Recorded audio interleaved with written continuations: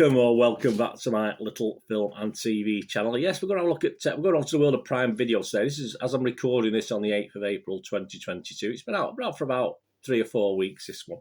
But I just got around to watching it because it didn't, well, it was getting sort of mixed reviews, but a lot of positivity from the critics, but not so much from Joe Public. And even though I do these little critiques, I count myself as Joe Public, trying to be honest, and I'm not too over the top with dramatisations. I can quote all these sort of things from verbatim from things gone by, so I do still call myself one of the public. So we're going to have a look at something called Master today, 99 minutes long.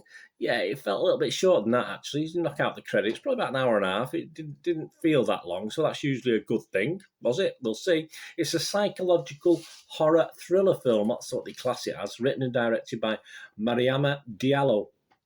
And this is her directorial debut, which is okay. It's fine for a debut. You know, if it's 20 films down the line, I might not be saying that. Stars Regina Hall, Zoe Renee, and Amber Gray, amongst others. And what's it about? Well, it's about 3 women who strive to find their place at an elite northeastern university as old as the country, when anonymous racist attacks target a black freshman who insists she's being haunted by ghosts of the school's past. Each woman must determine where the real menace lies. Is it any good? Well, all these scores are 8th of April 22. And as I said, the critics are very, very hot on this one. Rotten Tomatoes, 75% positivity from their 144 critic scores and reviews. And that's positivity. An average rating of 6.5 out of 10, which is okay. Nothing wrong with that. That's a good score. 108 fresh and 36 rotten.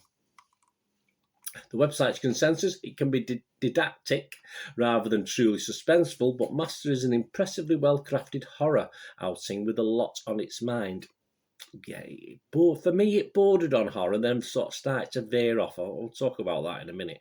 The Rotten Tomatoes audience not as impressed as the critics, and this is where we really start. 2.7 out of 5, so that equates, what, to 5.4 out of 10. So they're not as enamoured as the critics seem to be. Metacritic, the other critic site, yeah, again, they use a weighted average, of course, and it's got 65 out of 100. So again, very close to Rotten Tomatoes, and that's based on 32 critics. And it scored anywhere between 38 out of 100 and 91 out of 100. High praise indeed. The Guardian gave it 40. Their correspondent said, Hall, always a joy to watch, shows yet another more subdued side of her prodigious craft. But the film fails to build real suspense, and the scary scenes feel rote and often inelegant. It's like ticking off a college horror movie shot list. Yeah, I agree with some of that sentiment, I do. Time Out Dave's Calhoun was a bit happier on it. He gave it 60 out of 100 and said, this is a smart, meaningful first film with nods all over the place to classics like The Shining, not quite, Rosemary's Baby, okay, as well as more recent obvious touch points like Get Out. Yes, I can agree with that. I can agree with the Get Out theme. It's not all subtle, but then neither is prejudice. What the film is about, basically.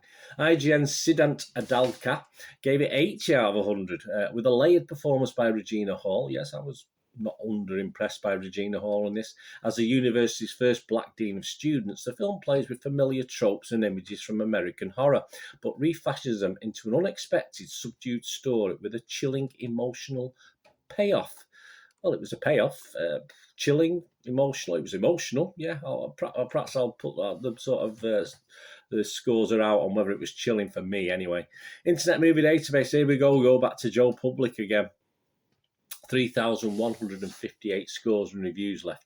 An average of 4.9 out of 10. So again, not really going the way of the critics with this one. Joe Public, you, me, the normal guy on the street.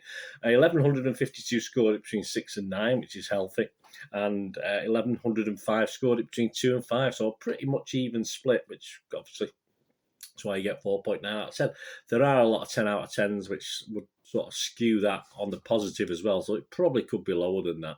So my thoughts for what they're worth on this, guys.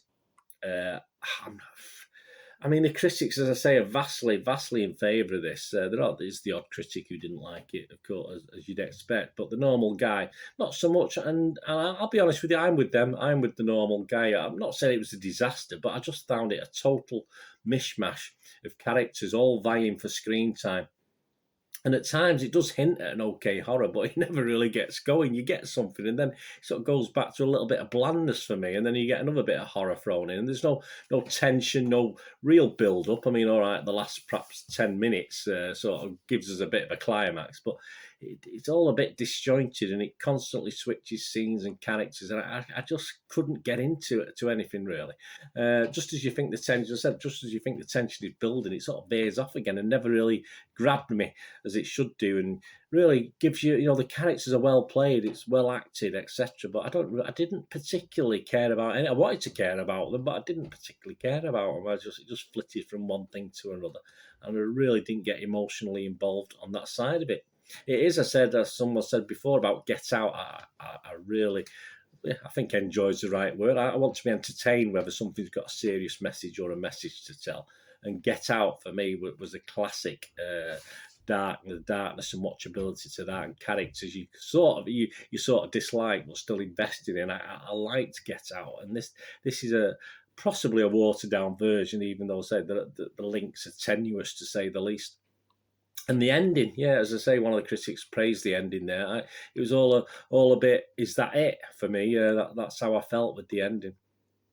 I'm willing to accept, and I was looking at some of the user reviews, that some of this might have gone over my head, or I'm not in the right frame of mind to watch it, or I didn't approach it in the right way. I didn't know anything about the film when I watched it. Perhaps if I read a bit more into it, I might have watched it on a different level. But as far as entertainment and something to watch and be interested in and moved by, it just didn't. It just totally failed.